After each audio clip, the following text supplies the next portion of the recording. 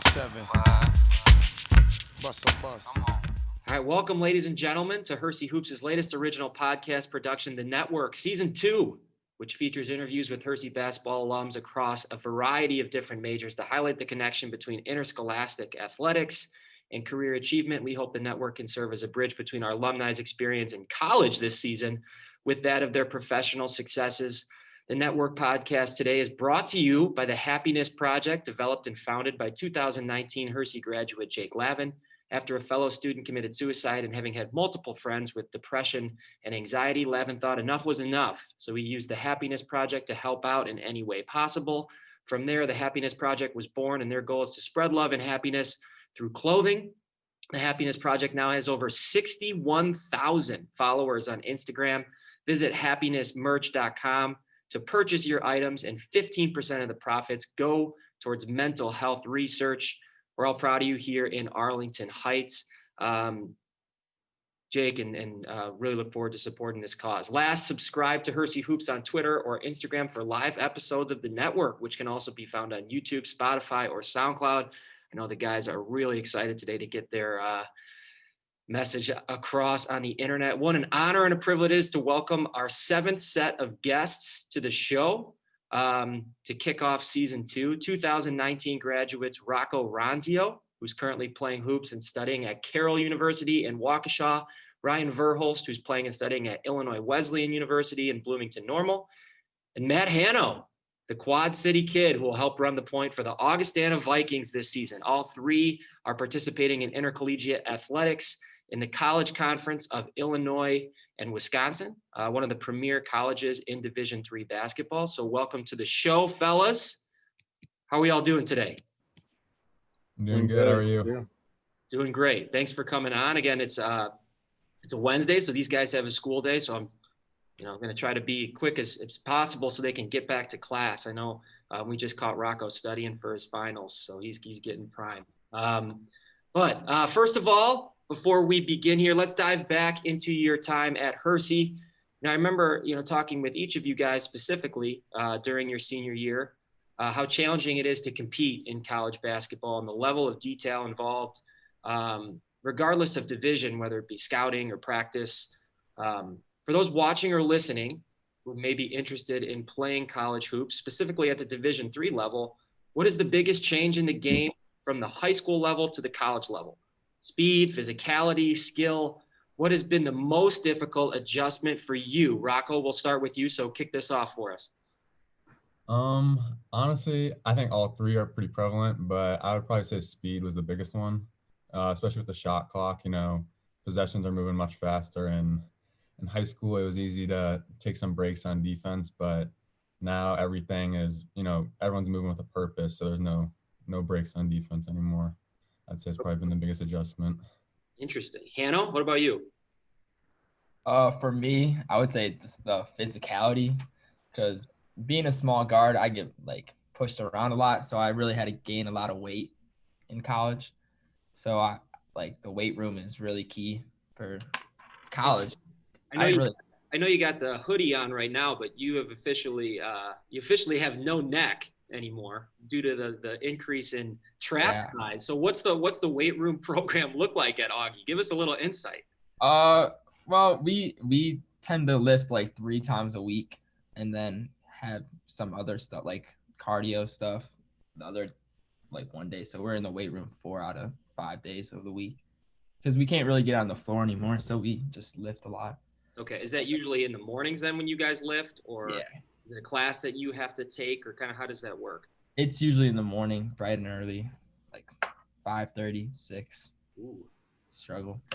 Yeah. All right, and then Ryan, last but not least, how was the game changed for you in terms of preparation?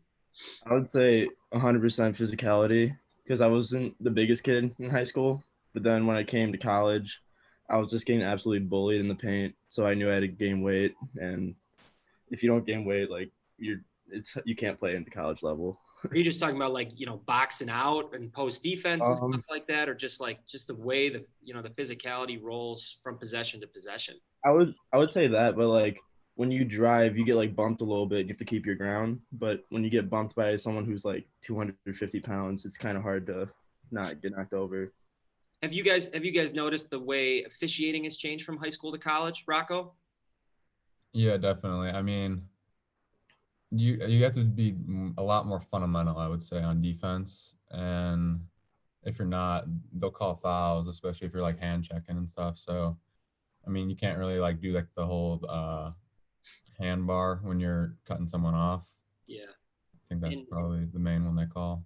And Hanno, I know it's not really an option for you to pick up full court. It's something that's kind of mandated by, or was mandated by Coach Giovanni. Like, how does that impact like your conditioning level? You know, when I came and saw you guys play at North Central, like you're going 100 miles an hour in between 3-point line to 3-point line. What's that conditioning process like to get to that point where you can play 4 or 5 minutes at a time in a college game, having to do that? Yeah, it was a big challenge. It really took a lot out of me in the beginning because I wasn't ready for it when he told me how to do that. But he said Coach G was telling me like for me to play, I had to be able to play defense 84 feet. So I really got like running after practice. I really got it on the treadmill just to get my cardio up. Yeah. And I think, you know, for all three of you guys who had roles last year where maybe, you know, you're coming off the bench and not starting, like a lot of times it's been in the past for you guys in high school, you have to do whatever you can to play. And a lot of times those circumstances are not what you would prefer, and are obviously circumstances that make you uncomfortable. But that's obviously ways that each of you have adjusted. Next, you know, we would be remiss if we didn't discuss some of the different COVID protocols on each of your respective campuses right now. Obviously, Ryan and Matt are in Illinois. Rocco is in Wisconsin. And then, of course, the Division III basketball season does not start until 2021, and that came out quite a while ago now. But you guys are already practicing. In fact, Illinois Wesleyan had their inter-squad scrimmage a couple nights ago. So that's a lot of practice between now and January. How are you guys keeping yourselves motivated to focus on the now and practice each day with the start of competition season still more than a month away for you guys? So Ryan, first, let's start with you. For me, my motivation is honestly a CCIW championship because I feel like this year our team is very capable of winning that and maybe even possible the NCAA championship, or at least making it far. And I mean, you got to work hard every day if you want to be a championship team. So no days off, really. Yeah, certainly. Hanno, what about you? For me, I would say it's just like the thought. Well, back in high school, I didn't really think about this, but like every time you step on the court, you should give it 100% because you don't know when like the last time you're gonna be playing for that season is. But like this year, it's been really different since we're putting in a lot of new stuff. So it's a lot of teaching, a lot of standing around. So it's really easy to get bored and like have your mind wander throughout practice. So, and Coach Schaefer really preaches that we got to stay like locked in and motivated no matter what. Yeah, I think I can see Rocco's smile. I think he's either empathizing or relating to the situation. Rocco, go ahead. No, I would just say, I mean, for us, I think last year, just watching what sort of like our team went through, I mean, we lost like 8 games by less than 4. So just kind of coming with like a chip on our shoulder this year is what keeps us motivated. Certainly. And then, you know, in terms of COVID protocols, Rocco, you guys are practicing right now, currently, every day? No, I mean, we were up until probably a week and a half ago and we got shut down. So they shut down our athletic facilities and now they're reopened, but we just can't practice. Okay. And then Ryan, what about you guys?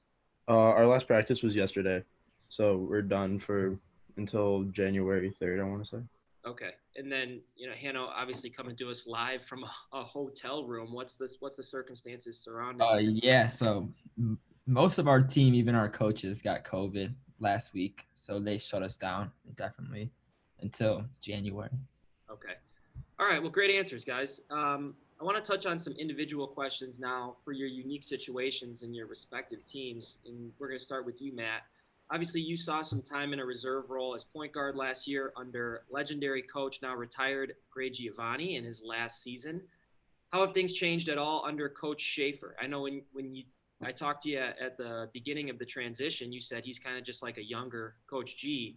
what has changed about the Augie system, and what can we expect to change there? And obviously, he has a tough job in matching the standards of excellence set by Coach G. What is it like living up to that Augustana basketball standard that has endured so much success over especially the past decade? Like, what's it like to come in as a freshman and just understand what that expectation is to succeed every year? I mean, I think for Augustana, if they don't win the CCIW or are in that conversation, it's hard to qualify that year as a success. So tell me about what that's like, kind of joining that culture and that expectation. Yeah, so I definitely went to Augustana to play under like the Hall of Fame coach and Coach G.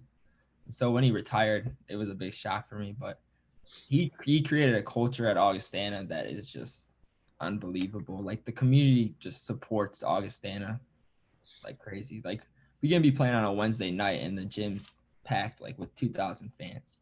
It's big. Like the culture, it's one of the best cultures in the Division III for sure. And Coach Schaefer has been doing a great job so far. He does remind me of a younger Coach G, except like he's a little laid back. Yeah, he doesn't take off. He doesn't take off his sport jacket as fast as Coach G does. Oh, he keeps it on the whole game. But he played and coached with Coach G, so he is a pretty similar like offense and defense. We're gonna still push it in transition. We're still gonna pick up full, but just the one thing that's gonna change is the type of defense we're gonna play. We're gonna be playing like a pack defense more this year, and yeah, he's still like a player's coach. He loves talking to us. He loves like getting us gear. He just wants us to have like the best time at Augustana. There's no quicker way to a player's heart than gear. I've found that out certainly as well. All right, Rocco. Last year, Carroll lost their all-conference guard Nick Penny, fellow LZ grad, to graduation. He did so much for you guys on the floor last year and watching you guys. You guys are going to be really young this year, and you kind of mentioned that earlier. Explain what the environment is like in practice with so many guys competing for minutes that are all in the mix to potentially get minutes. So that's obviously a really competitive environment, both for new freshmen and returning players like yourself. So describe to me a little bit about what practice has been like. And it seems that the teams are probably pretty even and you guys are getting after each other pretty good. Yeah, it's very competitive and it's very energetic too. A lot of young guys. I mean, we have 8 or 9 freshmen, and then there's 5 of us sophomores, and we have like probably 4 juniors and a senior. So, I mean, we have great leadership from Taryn Hall and Justin Gruber, and then there's a lot of us young guys just battling for minutes, which is really good for us, and especially in live drills. I mean, to go at each other, it's been really good for us. I think it'll help us a lot in the season. So do you guys do a lot of live stuff then? Obviously, first team and second team are probably pretty competitive in that way. If you have, 10 or 12 guys in the mix, a lot of pride on the line there. I'm sure it's fun to watch. Yeah, it certainly is. I mean, we've just been mixing up the groups. So, I mean, we're playing each other, different guys, different teams. So it's been really good. Okay, perfect. And then Ryan, like Augie, Wesleyan has a lot coming back this year. Obviously Peter Lambesis from St. Ryder, I was coaching at Lake Forest. I thought was one of the more complete players in the state that year in terms of defending and working within the offense and making guys better. What do you think the strength of the Titans will be this year, and what role do you see yourself playing within the IWU system? I would say our strength is definitely shooting. From our point guard to center, everyone could shoot really, really good. So you're definitely going to have to step out on us. But I see myself coming off the bench to space the floor. And like I did for Hersey, come in for like free throws, stuff like that. And they're starting to play me at the point guard more. So I think they want me to start doing that. Okay. So that's obviously, a transition for you and, improving, ball handling skills and things like that, which is a lot of work. In working with Rocco and Matt during the summer, doing those drills that we had to share with the younger kids, It's a lot of work. It's a lot of work. So I'm excited for that opportunity for you guys. Now I'm going to kind of transition to ask you guys some rapid fire questions about the CCIW. And I'll call on you guys individually to answer. But can any of you name the 2 coaches in the Mid-Suburban League who played CCIW basketball? Camarilla and Meadows coach. Incorrect. Hanno, you got a guess? The prospect coach and Wheeling coach. Incorrect. Ryan, last chance. Prospect. John And Camarilla at Wesleyan is correct. That is answer number 1. I'm gonna go with the Barrington coach. Wait, is it the Buffalo Grove coach? It is the Buffalo Grove coach. I just So, remember. Coach Camardella played at Wesleyan, obviously, and I believe Coach Peterson played at Milliken around that same time period. I know they guarded each other in college, which obviously presents a unique relationship for them as now coaches in the same league. All right, Rocco, we'll start with you. Best gym in the CCIW? I'm gonna have to go with the Verhulst and the Titans. Let's go. Hanno, worst gym in the CCIW? Oh, North Park. Ryan, best jerseys in the CCIW? Yeah. I'm gonna go with ours or North Central. Okay. Rocco, worst jerseys in the CCIW? I'm gonna go North Park probably. Man, you guys are all over North Park in this. All right. Hanno, best student fan section in the CCIW. Okay, you can't just be like the 75-year-olds who are coming to Augie games. It's got to be a student fan section. I would say Wesleyan. Wesleyan. All right. Wesleyan. Nice crowd. I heard Wheaton College has a good student fan section. Yes? No? Yeah, they do. They do? Yeah, I do. All right, Ryan, most underrated player on Illinois Wesleyan? Grant Wolf. Grant Wolf. Where's he from? You know? I'm not sure, but he's like a country guy. Like he has a family picture of all of them in wife beaters. He doesn't look like a basketball player, but he's like Steve Nash. Okay, so he's a point guard. Yes. All right. So sleeper pick for the Titans this year. Rocco, who's your favorite player overall in the CCIW that is not a Carroll Pio? That's not a Carroll Pio. Yes. Rock, you better say me. It can't be anybody on this Zoom call. It's got to be somebody totally. I'm gonna say besides Ryan and Matt, I'll probably go Peter Lambesis. I'm just watching him develop from high school to college. I mean, like you said, he's a pretty complete player. So I think he's someone that people should, sort of look up to. Okay. Hanno, who would you say? Your favorite non-Augie player, not on this Zoom call in the CCIW? Jake Rohde. Okay. Oh, He's he's from Elmhurst? Yeah, kid's a bucket. That's the kid from Mount Carmel. He is very talented. And then Ryan, same question to you. I'm probably gonna go with Rhodey too, honestly. Okay. Yeah, obviously an exciting player to watch for the Blue Jays. All right. So now another tough question. I need you all to predict who will finish as the top 3 teams in your league. It's okay, obviously, to say your team first, obviously, but who else is going to be in the mix? We're going to start with Hanno. Go ahead, buddy. Augustana is gonna take it again this year, like usual.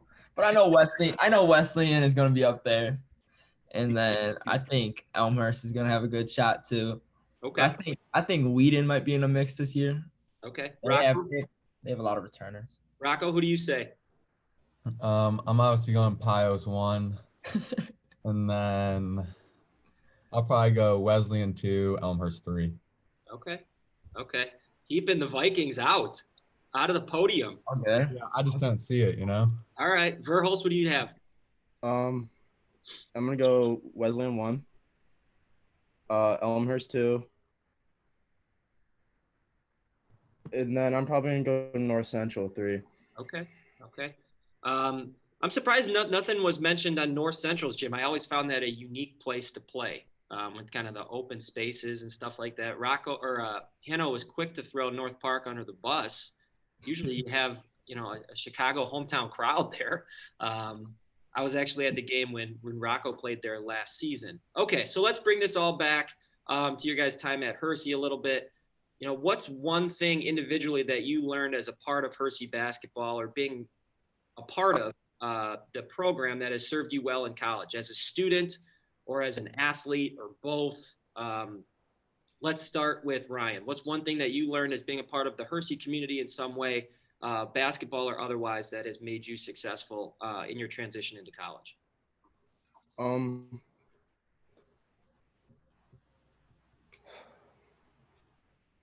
I would say definitely. Man, I'm gonna have to use one of my passes on this one. All right, we'll pass to Rocco. What do you got, Rock? Oh gosh.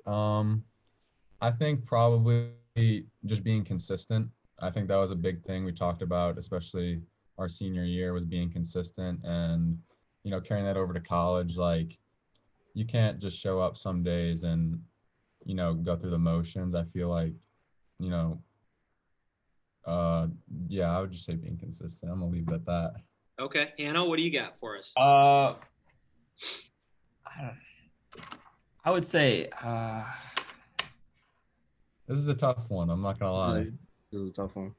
That's kind of the part that comes with, you know, being televised or on radio or on podcasts is the journalists ask you tough questions. These aren't layups, man. This isn't Stephen A. Smith over here. Come on. I would say, I don't know. You gotta.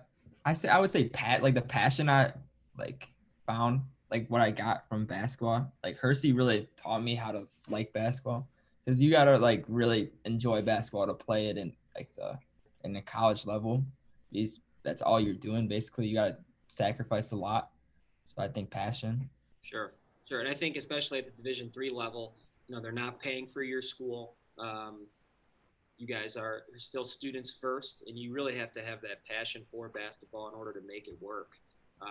Great point, Matt. And then obviously with consistency and intensity, Rocco, those are obviously great points as well. We're coming back on the back end to Ryan. What do you got for us, buddy?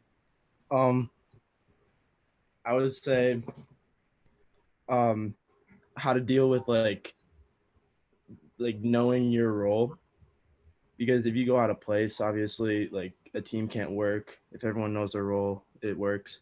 So like during the Hersey season, at one point I had to come off the bench, but that was because it was better for the team. So I learned to like understand that, and then it kind of helped me in college for being a freshman compared to like seniors and juniors. Totally. And I think coming to grips with your role obviously is something that a lot of coaches teach, but it's something that players ultimately have to come to terms with. And being successful in your role starts with the mindset that you develop from within. And I think you guys have all experienced that in your first year of college basketball. And looking forward to watching you guys kind of grow and continue to evolve into new roles each year that you earn as members of your respective programs. Thank you so much for joining us, guys. Obviously, subscribe to Hersey Hoops on Twitter, Instagram for more live episodes of the network, which can also be found on YouTube, Spotify, or SoundCloud. I'm going to let these guys get back to class, but thanks for joining us today, fellas. We appreciate you guys taking the time to inform some people about the CCIW this season and some things about college basketball that are important to understand. So thank you, guys. Thank you for having us. Check it out. Hit you with no delaying, so what you saying, yo? Silly with your ice, grilly with the dilly, yo. When I be on the mic, yes, I do my duty, yo. While up in the club like we while in the studio. You know when to violate, baby, really and truly, yo. My main thug, villain ain't